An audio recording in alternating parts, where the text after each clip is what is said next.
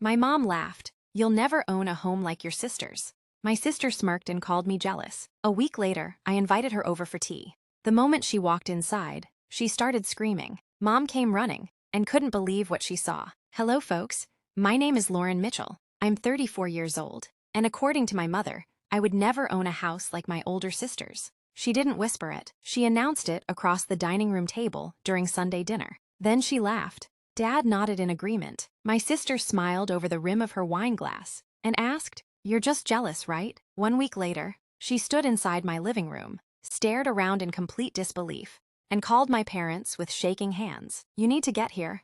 Right now." Looking back, I suppose none of it should have surprised me. My family had spent years confusing appearances with success. My sister, Vanessa, married her college sweetheart, Kyle, whose family owned several construction companies. By the time they were 30, they lived in a beautiful 6-bedroom home in an exclusive neighborhood. Luxury cars filled the driveway. Their vacations looked like magazine advertisements. Every family gathering somehow became another opportunity for Mom to admire Vanessa's life. Did you see the new kitchen? Kyle had Italian marble installed. Oh, that backyard is bigger than our first house. Dad always smiled proudly. Vanessa really married well. I never disagreed. Their home truly was beautiful. The problem wasn't admiring my sister. It was treating her life like the only version of success that mattered. Meanwhile, my life looked much quieter. I never married into money. I became a commercial architect after finishing graduate school. Most people have no idea what architects actually do. They see the finished building.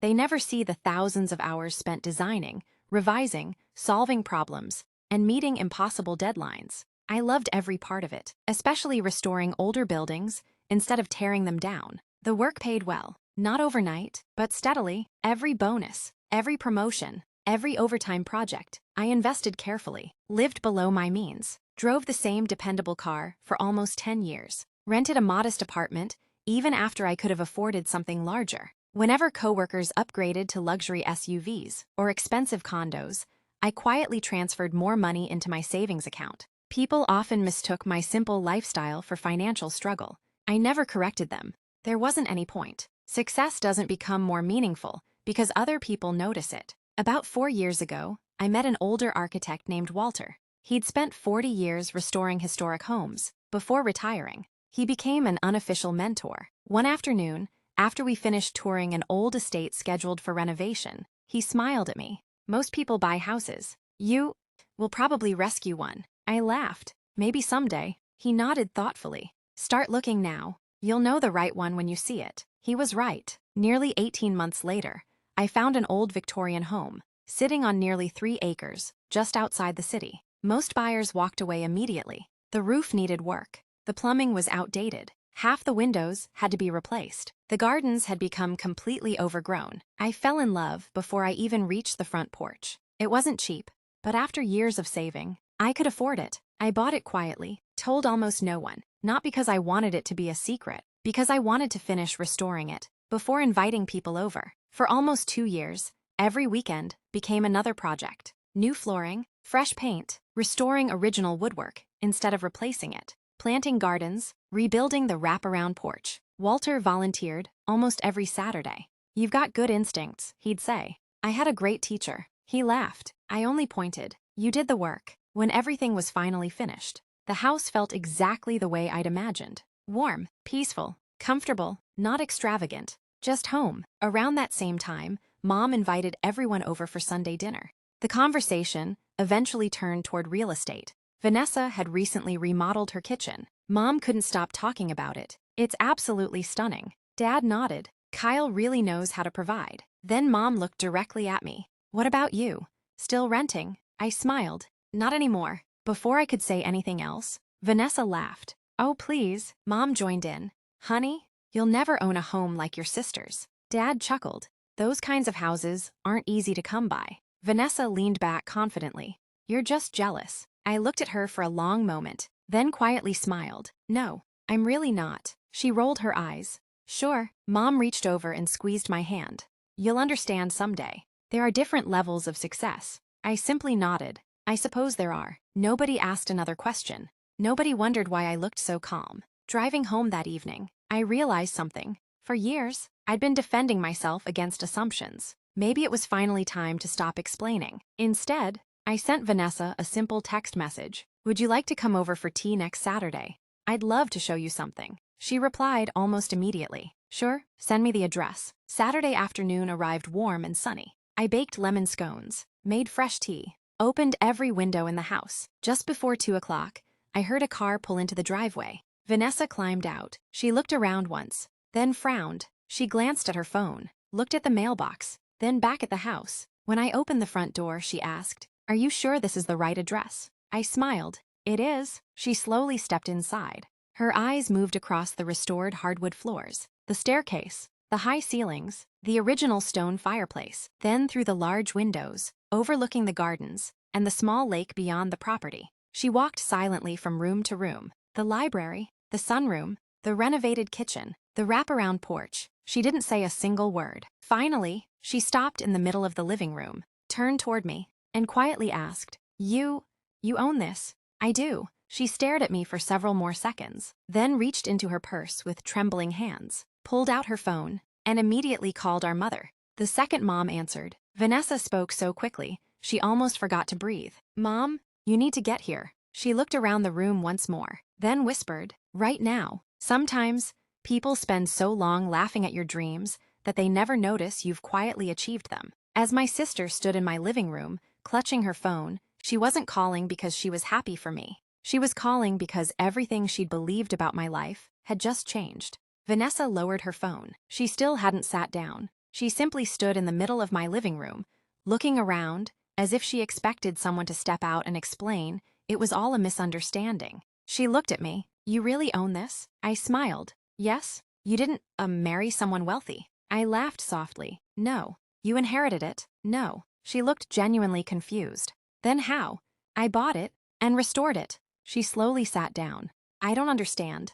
"I know." 15 minutes later, a familiar SUV pulled into the driveway. Then Dad's truck. I watched from the front window as both of my parents climbed out. Mom hurried toward the front porch. Dad followed behind her. The moment they stepped inside, they stopped walking. Mom looked around at the restored staircase, the custom woodwork, the tall windows, the sunlight filling the room. She whispered, "This can't be." Dad slowly walked into the living room. He looked out toward the gardens, then quietly asked, "Whose house is this?" I answered simply, "Mine." For several seconds, nobody spoke. Mom looked at Vanessa. "You said Lauren was serious." "I was." Dad turned back to me. "When did this happen?"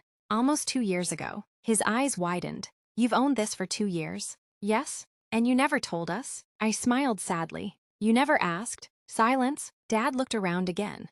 "This place must have cost a fortune." "It did." Mom frowned. "How could you possibly afford it?" "I've been saving for years." I also invested carefully, and I accepted projects that required long hours because they helped me build the life I wanted. Dad looked genuinely stunned. I know. You thought I was still renting." Mom quietly sat down. "I told everyone, Sue, that you'd probably never own a home." "I remember." She covered her face. "Oh, Lauren, I was so wrong." I sat across from them. I never wanted to compete with Vanessa. I wasn't trying to prove anyone wrong. I just wanted a home. Vanessa looked around again. "I always thought you didn't care about things like this." "I don't. I care about having peace." She smiled faintly. "I think I understand now." Dad slowly walked toward one of the bookshelves. He noticed framed photographs showing the house before the renovations. Broken porch railings, collapsed fencing, peeling paint, then photographs documenting every stage of the restoration. He picked one up. "You did all this?" "I had help. My mentor taught me a lot." "But yes." Dad quietly shook his head. "I spent years thinking success looked like a bigger paycheck." I smiled. "I thought success looked like waking up excited to go to work." Mom wiped away tears. "I compared you to your sister your whole life." "You did." I kept thinking she had everything. I gently looked toward Vanessa. "So did I." Vanessa blinked. "What?"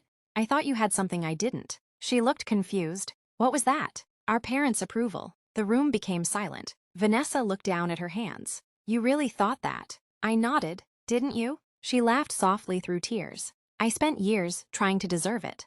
I thought if I had the nicest house, the nicest vacations, they'd finally stop expecting more." She looked at me. "I was jealous of you." I stared at her. "Why?" "You always looked peaceful. I thought you had life figured out." I smiled. "I was just quiet." Dad slowly sat beside Mom. I failed both of you. Neither of us argued, because for the first time, he wasn't making excuses. He was telling the truth. Mom looked around my home again. I used to think this was what I wanted for you. I smiled. It is, but not because it's big. She looked confused. What do you mean? I stood and opened the back doors leading to the porch. The afternoon breeze drifted inside. Birds sang around the gardens. The small lake reflected the sunlight. I said quietly, this is what I worked for. Not the house, the peace. Nobody spoke. They simply stood beside me, looking across the property. Finally, Dad quietly asked, would you show us the rest of the gardens? I smiled. I'd like that. For nearly an hour, I gave them the tour, not to impress them, simply because I was proud of what I'd built. When we reached the old greenhouse, Walter and I had restored together. Dad quietly placed his hand on my shoulder. I've spent years telling everyone how proud I was of Vanessa. He smiled sadly. I forgot I had another daughter worth bragging about. I squeezed his hand.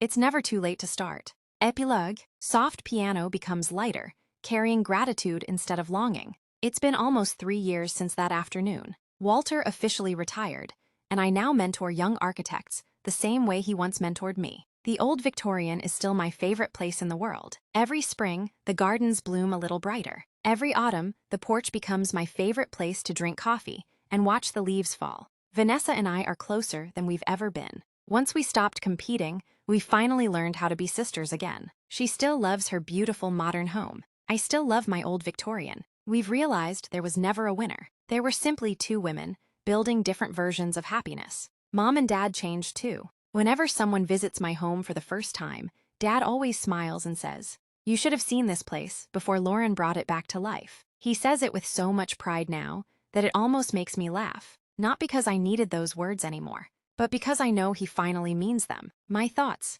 Looking back, my mother's laughter at that family dinner wasn't the moment that defined my life. The moment that mattered came 1 week later, when she walked into my home and realized she'd mistaken quiet determination for failure. The loudest success isn't always the biggest house, the newest car, or the most expensive vacation. Sometimes it's the life you build when no one is watching. I never wanted to prove my family wrong. I only wanted to prove to myself that patience, discipline, and hard work would eventually lead me home. In the end, the house wasn't what surprised my family. It was discovering that while they were busy measuring my life against someone else's, I'd quietly built one that fit me perfectly.